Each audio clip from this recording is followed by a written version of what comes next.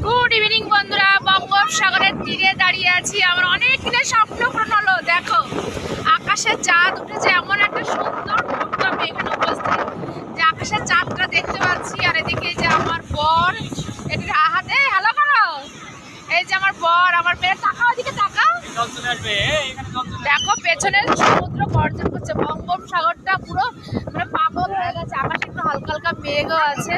তো অনেক দিনের স্বপ্ন পূরণ হলো, তোমাদের সঙ্গে শেয়ার করলাম। ভীষণ খুশি লাগছে, মানে এত গর্জন না, মানে কি বলবো, খুব খুশি।